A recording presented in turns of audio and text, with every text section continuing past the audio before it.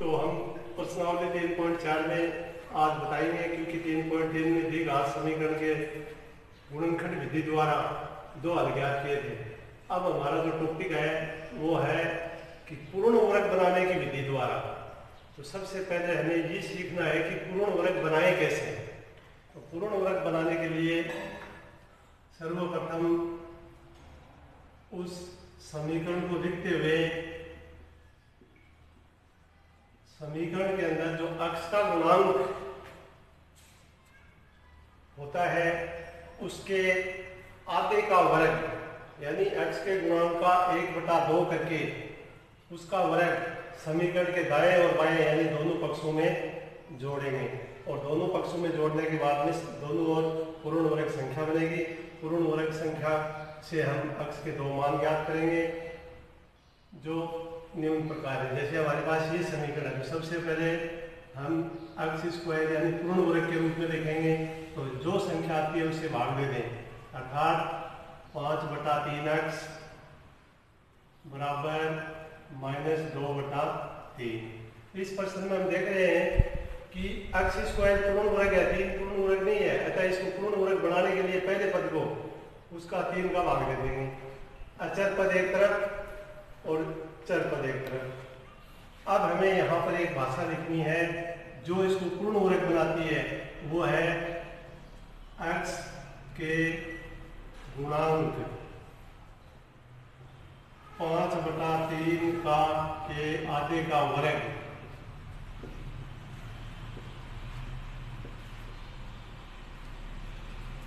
दोनों पक्षों में जोड़ने पर।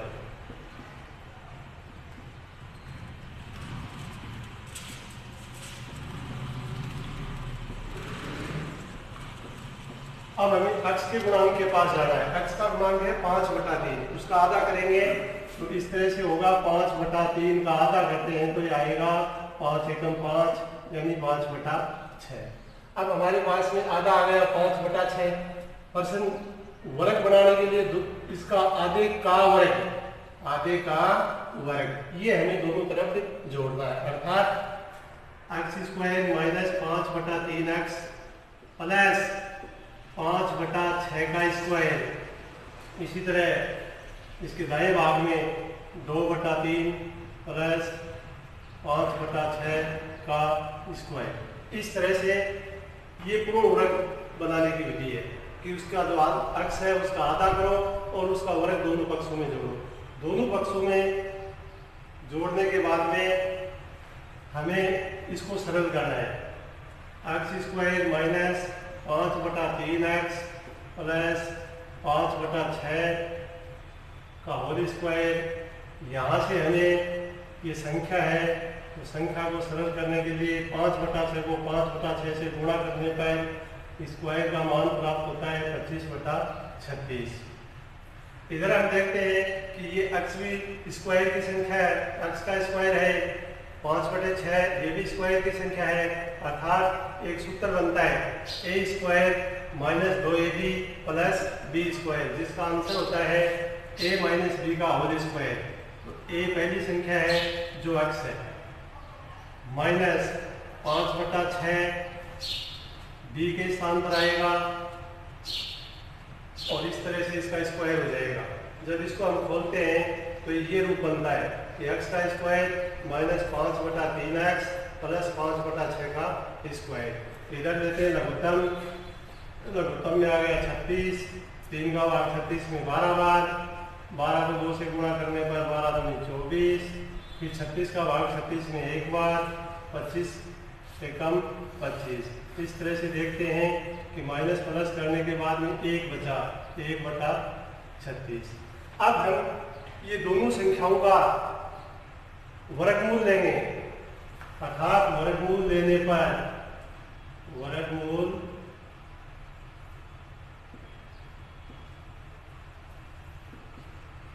में अक्सर स्क्वायर हट जाता है। यहाँ पर आएगा x -5/6, यहाँ पर आएगा अंडर रूट में 1/36, अर्थात ये होगा प्लस माइनस 1/6, क्योंकि 6 का वर्ग 36 होता है। तो यहाँ प्लस माइनस, यहाँ से दो मान प्राप्त करेंगे, एक प्लस से और एक माइनस से। जब प्लस से हम करते हैं प्लस से, तो हम लिखते हैं x माइनस 5/6 बराबर प्लस का 1/6। अब 5/6 का पक्षांतरण 1/6 की तरफ करेंगे तो ये भी प्लस हो जाएगा, क्योंकि पक्षांतरण करने के बाद में चिन्ह बदलता है। तो 5/6 प्लस हो गया और 1/6 भी प्लस है, दोनों का जोड़ करेंगे तो 6/6 यानी 1 आ जाएगा। तो ये पहला मान प्राप्त हुआ प्लस से। अब दूसरा जो मान प्राप्त करते हैं वो माइनस से, अर्थात ऋणात्मक चिन्ह से। अब माइनस से x बराबर अब की बार -1/6 लेंगे और ये संख्या है वो वापस प्लस हो जाएगी, इधर आकर प्लस 5/6। फिर लघुत्तम लेंगे, 6 लघुत्तम आ गया, इधर आ गया -1 और ये इधर 5 का 5 प्लस का। हम देख रहे हैं -1 प्लस 5 जिसका आंसर होता है 4/6, अर्थात 2 के टेबल से काटने पर 2/3। अतः समीकरण के हल। अब हमें 2 मान प्राप्त हो गए, वो समीकरण के हल है। एक मान प्राप्त हुआ प्लस से 1 और माइनस से 2/3, तो ये होंगे 1 2/3 होंगे। तो ये इस सवाल का जो पूर्ण वर्ग बनाने की विधि है उसका हमने पहला सवाल किया है। अब हम तीसरा सवाल करने जा रहे हैं। दूसरा सवाल इसी तरीके से विद्यार्थी को अपनी कॉपी में हल करना है और आधा समझ में आया। तीसरा सभी का तरीका एक ही है, तो थर्ड को भी देखेंगे, इसी तरीके से करेंगे कि जो x का गुणांक है उसका आधा करके उसका वर्ग दोनों पक्षों में जोड़ देंगे और पूर्ण वर्ग बना लेंगे। फिर उसका वर्गमूल लेते हुए x के 2 मान ज्ञात करेंगे, एक प्लस से और एक माइनस से, जो निम्न प्रकार है। जैसे यहाँ पर संख्या है 4x² प्लस 3x प्लस 5 बराबर 0। तो सबसे पहले चराचर को एक तरफ करें तो ये इधर जाकर -5 हो गया। अब 4 से भाग देने पर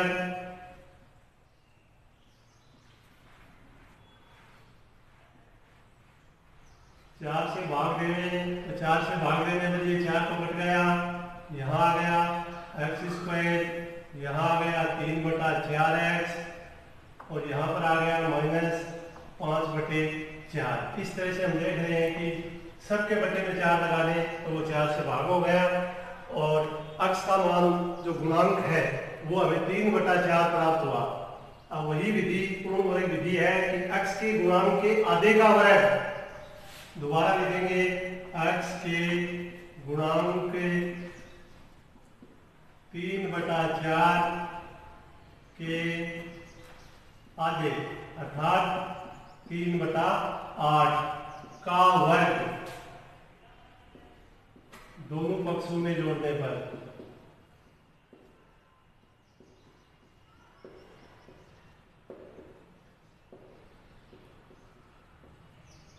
तो हमने x के गुणांक का आधा ज्ञात कर लिया 3/8।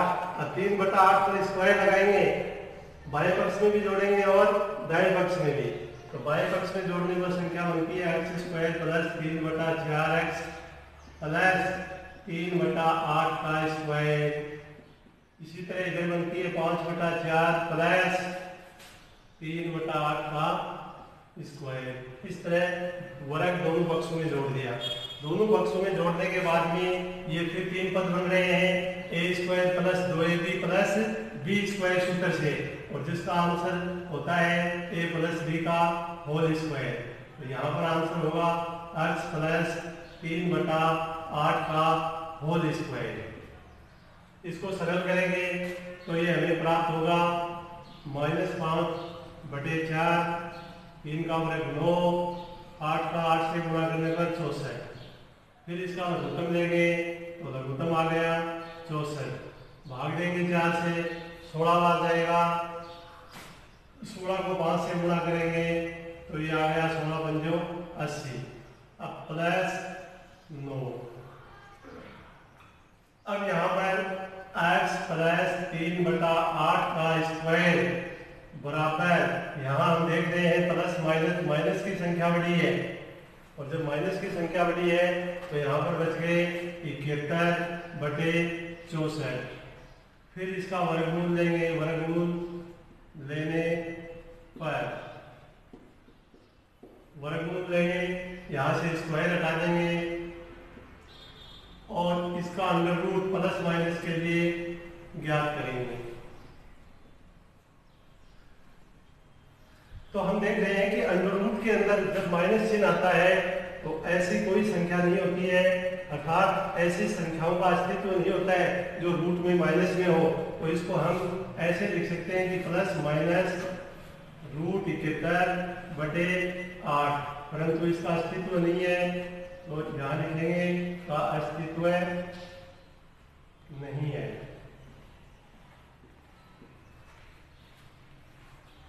इस तरह से हमने पहला सवाल कर दिया, तीसरा सवाल कर दिया।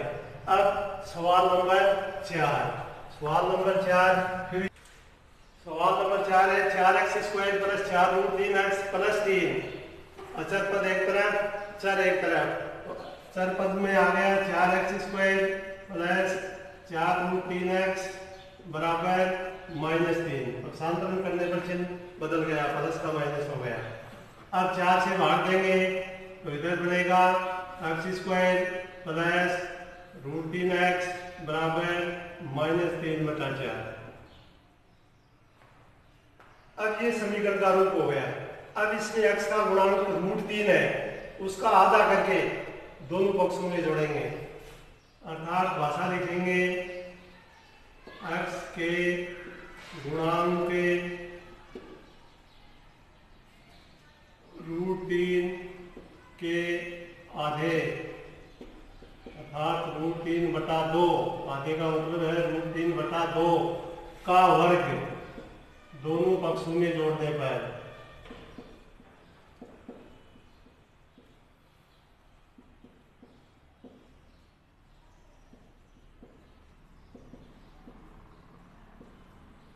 तो इसका वर्ग दोनों पक्षों में जोड़ देंगे, अर्थात x² + √3x प्लस इसका वर्ग ये बाएं पक्ष में जोड़ दिया और यही संख्या इधर दाएं पक्ष में जोड़ दी। √3/2 का स्क्वायर दोनों पक्षों में जोड़ दिया गया है। अब हमें फिर ये 3 पदों में प्राप्त हुआ। फिर वही सूत्र a² 2ab + b² का रूप है, जिसका आंसर होता है a + b। a यहाँ पर x है और b की जगह √3/2 है। तो इसका स्क्वायर बराबर, यहाँ इसको स्क्वायर का हल ज्ञात करेंगे तो √3 का 3 आ जाएगा और 2 का 4 आ जाएगा।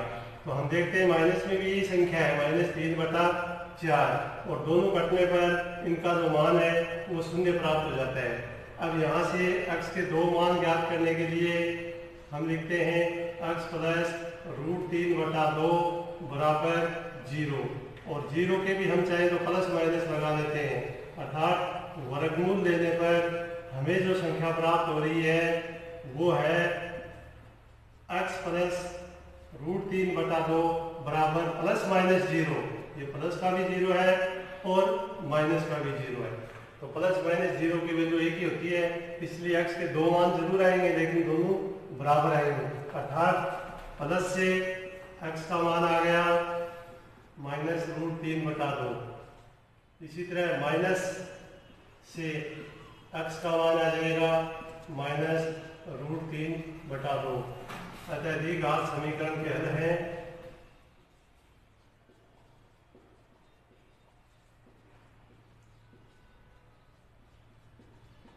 -√3/2 और -√3/2।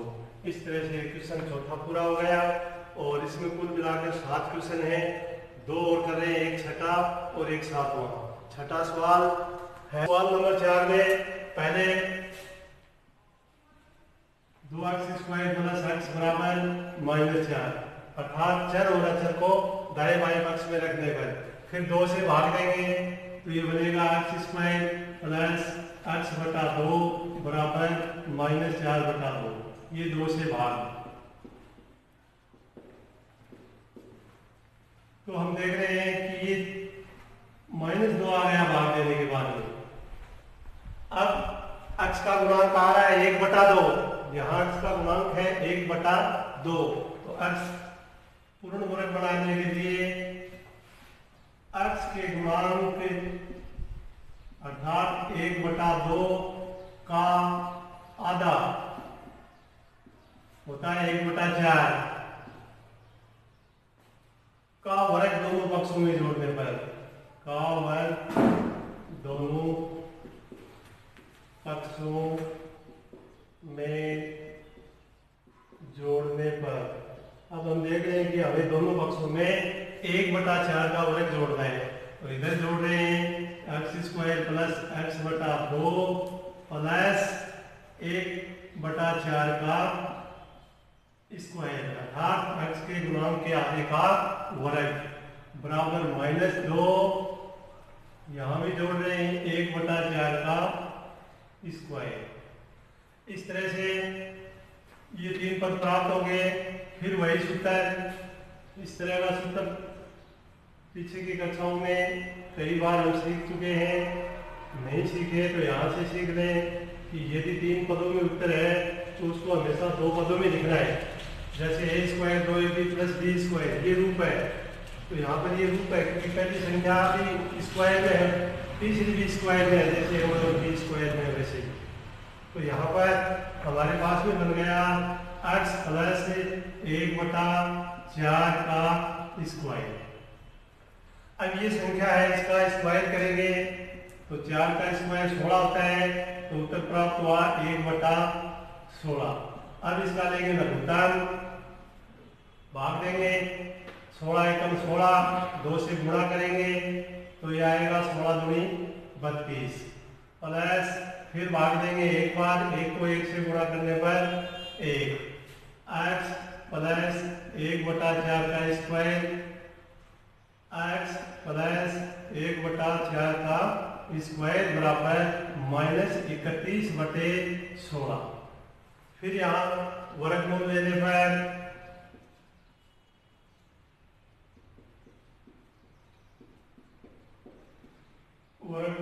हमें प्राप्त होता है x प्लस 1/4 बराबर, ये संख्या अंडर रूट में आ जाएगी और ये अंडर रूट में आते ही माइनस का चिन्ह आ रहा है अंडर रूट में, और जब भी अंडर रूट में माइनस का चिन्ह आता है तो हमें आगे हल नहीं करना है, उसको लिख देना है कि समीकरण का अस्तित्व नहीं है। तो इस तरह से ये आपका इस तरह का जो सवाल है, ऐसे 2 सवाल बोर्ड पर आ चुके हैं, आपको भी इनका हल करना है। तो ये हमारा 6ठा सवाल हुआ। इसी क्रम में हमारा लास्ट और 7वां सवाल चल रहा है, जो है 4x² plus 4bx minus a² minus b² बराबर 0। 4x यहाँ सबसे पहले 4 से भाग देने पर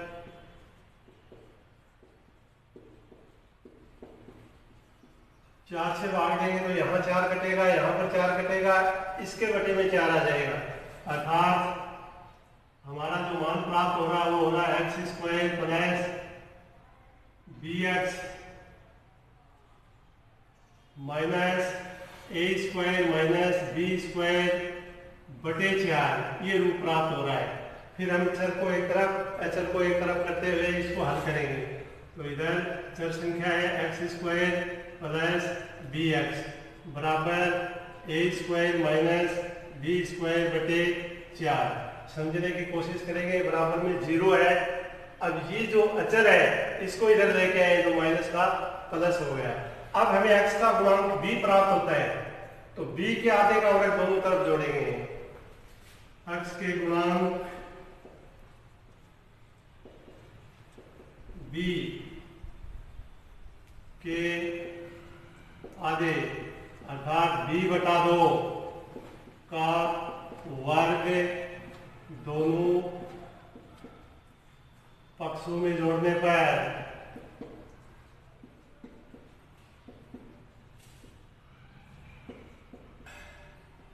दोनों पक्षों में जोड़ने पर आ गया x square plus b x plus b बटा 2 का स्क्वायर। इसी तरह इसमें आ जाएगा a square minus b square बटे 4 प्लस बी बटा 2 का स्क्वायर।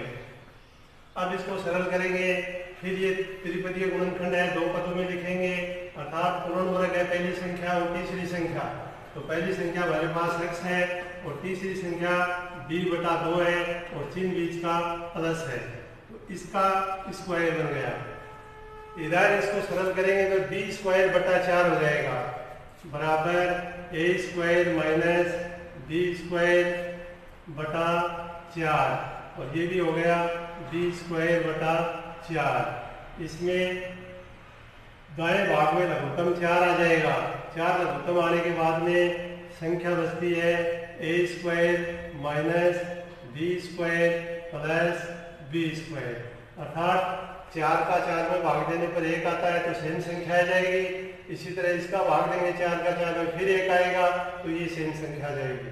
परंतु b का जो चिन्ह है वो प्लस माइनस का है और ये दोनों समान है, इसलिए ये कट जाएगा और हमारे पास में सिर्फ a के पद में बचा, अर्थात x प्लस b बटा 2 का स्क्वायर बराबर a स्क्वायर बटा 4। अब इसका वर्गमूल लेंगे, वर्गमूल लेने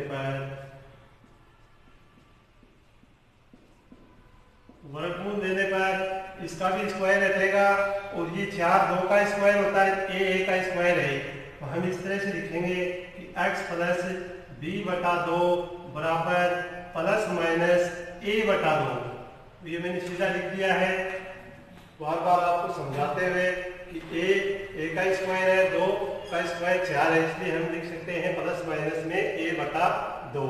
फिर 2 हल ज्ञात करेंगे, पहले प्लस से, तो प्लस से हमें ज्ञात कर रहे हैं, तो ये b बटा 2 है, ये a बटा 2 माइनस b बटा 2 हो जाएगा और उत्तर प्राप्त होगा a माइनस b बटा 2।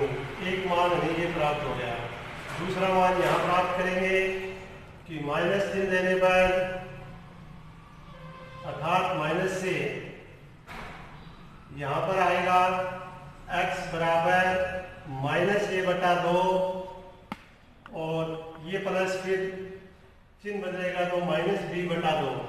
तो हम देख रहे हैं कि माइनस a माइनस b बटा 2, इस तरह से 2 हल प्राप्त हो रहे हैं, a माइनस b बटा 2 और माइनस a माइनस b बटा 2। सरल करके इसको लिखें तो ऐसे भी लिख सकते हैं, माइनस लिया कॉमन a प्लस b बटा 2। इस तरह से हमारा आज के इस पहले सवाल में पूर्ण वर्ग बनाने की विधि को 1 2 3 4 5 यानी कुल 7 सवाल थे, जिनमें से 5 सवालों को बोर्ड पर करके समझाने का प्रयास किया गया है और 2 सवाल विद्यार्थी समेत अपने अभ्यास से करेंगे और तब तक हम अगला प्रश्न करेंगे। अभी प्रश्न नंबर 2। तो सवाल नंबर 2, पहले सवाल में हमने सीखा कि द्विघात समीकरण पूर्ण वर्ग विधि से कैसे हल ज्ञात किया। अब हमें सीखना है कि श्रीधराचार्य अर्थात श्रीधराचार्य का जो सूत्र है उसके द्वारा इसके हल कैसे ज्ञात करें। तो उसका सूत्र समीकरण में इस रूप में होता है कि जब भी समीकरण द्विघात हो, अर्थात ax square plus bx plus c, ये द्विघात समीकरण है, इससे जो x का मान ज्ञात करते हैं तो एक सूत्र बनता है जिसको कहते हैं श्रीधराचार्य सूत्र, अर्थात x बराबर minus b plus minus under root b square minus 4ac बटा 2a। तो ये सूत्र है, इसका नाम है श्रीधराचार्य या श्रीधर आचार्य। तो इस सूत्र का प्रयोग करते हुए इस समीकरण से हमें प्रत्येक भाग में a b c का मान ज्ञात करते हुए यहाँ लिखेंगे और इनके उपयोग से इसका हल ज्ञात करेंगे। जैसे मेरे पास में पहला सवाल है कि 2x square minus 2 root 2x plus 1, ये समीकरण है। तो यहाँ से हमें प्राप्त हो रहा है a का मान 2 b का मान -2√2 और c का मान 1। अर्थात a हमेशा x स्क्वायर का गुणांक होता है, b होता है वो x का गुणांक होता है, और चिन्ह परसेंट से ले रहा है, प्लस है तो प्लस और माइनस है तो माइनस, और c अचर होता है। तो इस a b c सिर्फ ग्रासार्य सूत्र में मान रखने पर इसका मान आएगा x बराबर माइनस b की जगह है -2√2, ये हम सूत्र में लिख रहे हैं, प्लस माइनस फिर b का स्क्वायर।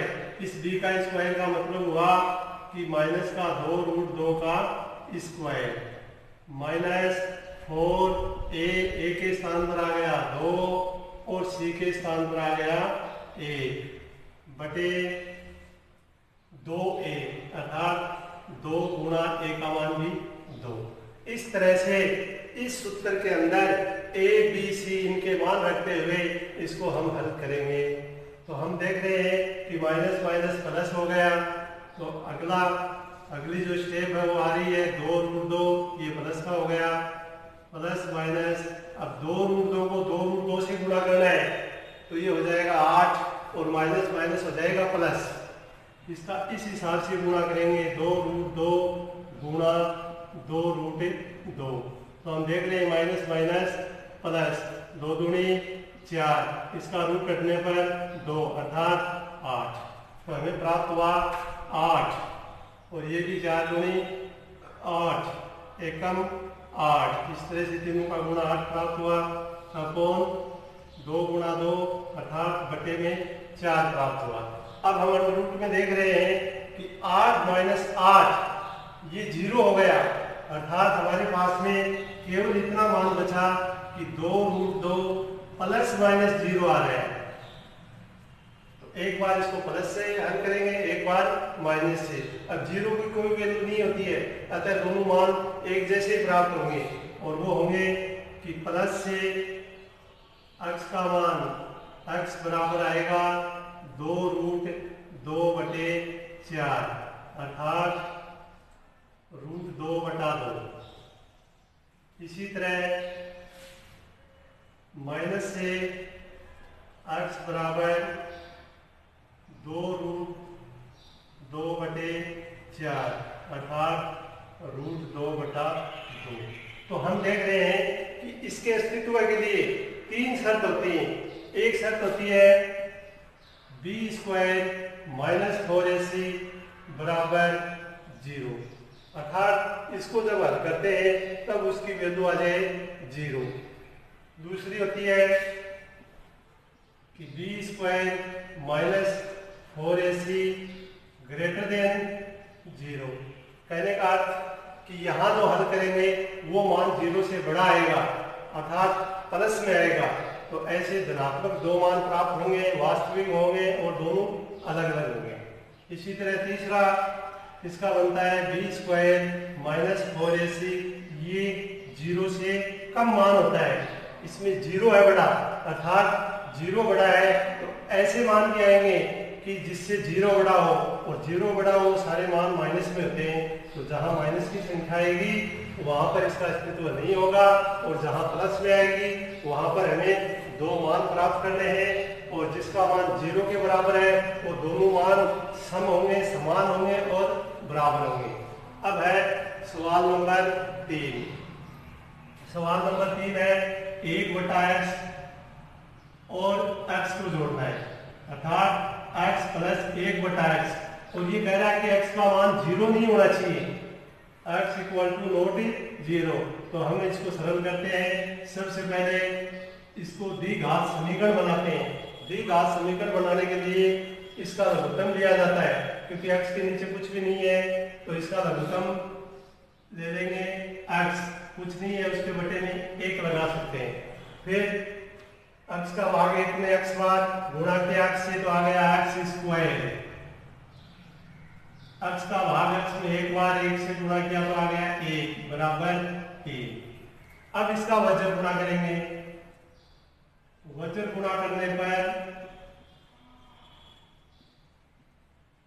वज्र गुणा से हमें प्राप्त हो रहा है x² प्लस 1 बराबर 3x, अब इस संख्या को इधर ले लेंगे तो x square minus 3x plus 1 बराबर 0। तो ये एक द्विघात समीकरण का रूप मिल गया और इसमें हमें तीनों मान मिल गए a, b और c।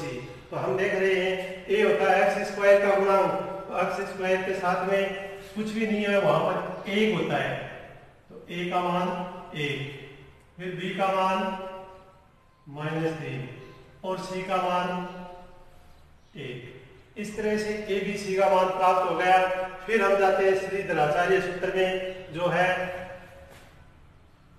श्रीधर आचार्य सूत्र। ये सूत्र है x बराबर -b plus minus under root में b स्क्वायर माइनस 4ac बटे 2a।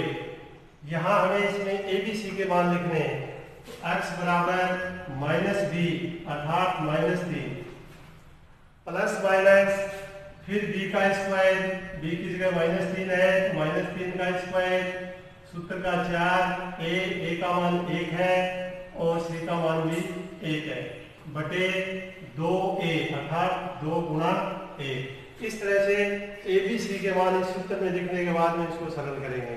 सरल करने पर हमें प्राप्त क्या हो रहा है, minus minus plus, plus minus 3 का स्क्वायर 9 और इसमें से घट गए 4 एकम 4, 1 का 1 से गुणा 1, 4 एकम 4 बटे 2। अब x बराबर 3 प्लस माइनस 9 में से 4 घटाने पर हमें 5 प्राप्त होते हैं। तो हमारा ये मान प्राप्त होता है 3 प्लस माइनस रूट 5 बटे 2। इसके दो हल, एक प्लस से और एक माइनस से। प्लस से x बराबर 3 प्लस रूट 5 बटे 2। इसी तरह ऋणात्मक चिन्ह अर्थात माइनस से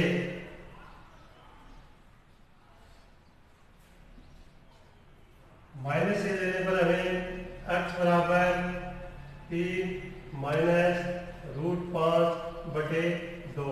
अतः समीकरण के हल या मूल क्रमशः 3 प्लस रूट 5 बटे 2 व 3 माइनस रूट 5 बटे 2 होंगे। इस तरह से तीसरा सवाल होता है। उससे अगला सवाल है, वो है root 2x square plus 7x plus 5 root 2 बराबर 0। तो हम देख रहे हैं कि ये द्विघात समीकरण के रूप में ही है, अर्थात ax square plus bx plus c ये मान हमें प्राप्त हो रहे हैं। तो यहाँ से सबसे पहले हम abc के मान प्राप्त करेंगे। तो abc का मान प्राप्त करने के लिए प्रश्न के अंदर जो x स्क्वायर का गुणांक है वो a है और हमारे अंदर इसमें देख रहे हैं तो इसके अंदर है रूट 2। b x का जो गुणांक है वो b है और वो है 7। c ये जो 5 रूट 2 है अचर पद है, ये c है 5 रूट 2।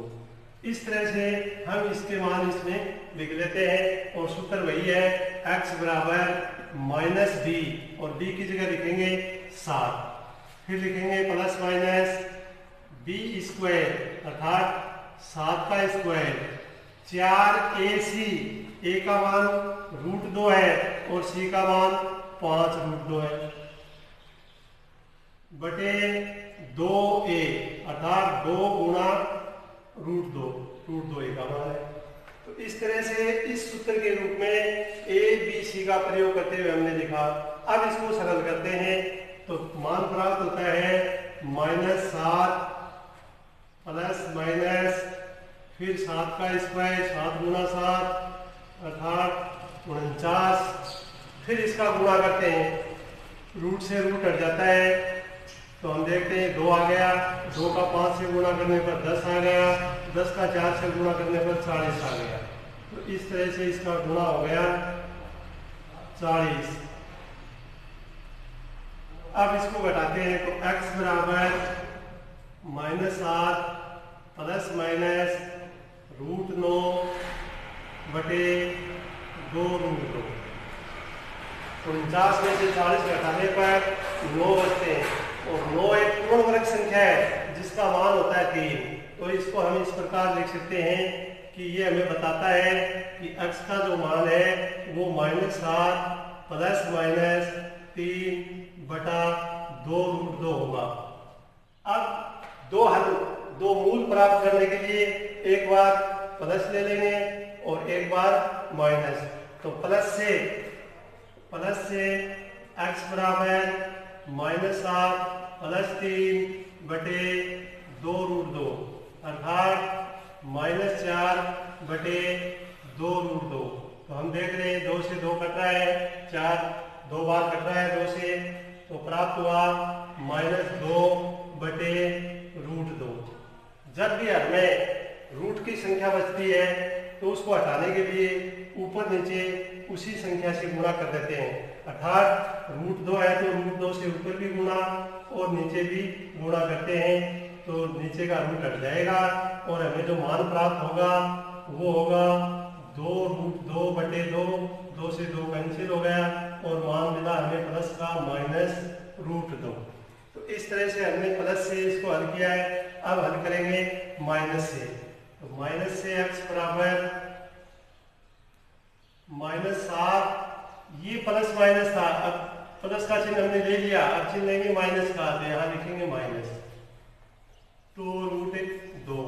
यहाँ माइनस माइनस में प्लस होता है, अर्थात माइनस का चिन्ह लगा के इनको प्लस करना है, तो ये मान प्राप्त हो गया 10/2√2। फिर 2 से 10 ये कट रहा है 5 बार, तो हमें प्राप्त हो रहा है -5/√2। अब -5/√2, फिर रूट को हटाएंगे तो √2 का अंश और हर दोनों में गुणा, अर्थात ऊपर भी गुणा और नीचे भी गुणा कर देंगे, तो हमें प्राप्त हुआ 5√2/2। अतः समीकरण के मूल इस तरह से दो मान हमें प्राप्त हो गए, एक -√2 और एक -5√2/2, -5√2/2। ये इस समीकरण के हल है। इस तरह से हमने 4 क्वेश्चन कर दिए। अगला क्वेश्चन है छठा सवाल भी इसी विधि पर है। इसमें पहले हमें द्विघात समीकरण के रूप में लिखना पड़ेगा, क्योंकि ये संख्या है, ये बटे में लिखी हुई है, तो इसका हम लघुत्तम देते हुए सर्वप्रथम एक द्विघात समीकरण बनाएंगे। तो इनका लघुत्तम देने पर हमें प्राप्त होता है x और x - 2। अब x का x में भाग देते हैं, एक बार जाता है और संख्या बचती है x - 2। x - 2 को 1 से गुणा करने पर प्राप्त हो गया x - 2, ये माइनस का चिन्ह। अब इसका भाग देते हैं तो ये एक बार जाता है भाग और बच गया x को 1 से गुणा करने पर x बराबर 3/1। अब हम देख रहे हैं ये प्लस x है, ये माइनस x है, तो ये दोनों कट जाते हैं, तो बचता है -2 और नीचे गुणा करने पर बनता है x² - 2x बराबर 3/1। फिर इसका वजन गुणा करके समीकरण का रूप देते हैं। वजन गुणा करने पर 3x² - 2x बराबर -2, अर्थात 3x² - 2x + 2 बराबर 0। इस तरह से हमें ये द्विघात समीकरण प्राप्त हुआ। अब इस द्विघात समीकरण में हमें a, b और c, a का मान है इसमें 3, a बराबर 3, b बराबर -2 और c बराबर 2। इस तरह इस समीकरण को हम देख रहे हैं कि इसके अंदर a b c प्राप्त हो गए। a b c फिर श्री द्विराचार्य सूत्र में इसका प्रयोग करेंगे। a b c का मान लिखते हुए x का मान ज्ञात करेंगे। तो सूत्र है x बराबर -b plus minus b² 4ac under root में है अपॉन 2a। तो यहाँ माइनस और b की जगह लिख दिया 2 माइनस का, प्लस माइनस फिर b का स्क्वायर अर्थात -2 का स्क्वायर, 4 इंटू ए का मान है 3, सी का मान है 2 बटा 2a, 2 गुना ए का मान 3। इस तरह से सूत्र में हमने ए बी सी इनके मान रखते हुए ये रूप दे दिया। अब इसको सरल करते हैं तो माइनस माइनस प्लस हो गया, प्लस माइनस 2 का स्क्वायर 4, यहाँ गुणा कर रहे हैं 3 दूनी 6, 6 को 4 से 24 और बटे 6। अब 2 plus minus under root minus 20 बटे 6। तो हम देख रहे हैं फिर रूट में माइनस का जब चिन्ह आ जाता है तो ऐसे समीकरणों का कोई अस्तित्व नहीं होता, क्योंकि यहाँ पर माइनस चिन्ह आया हुआ है। अतः समीकरण के मूलों का अस्तित्व नहीं है।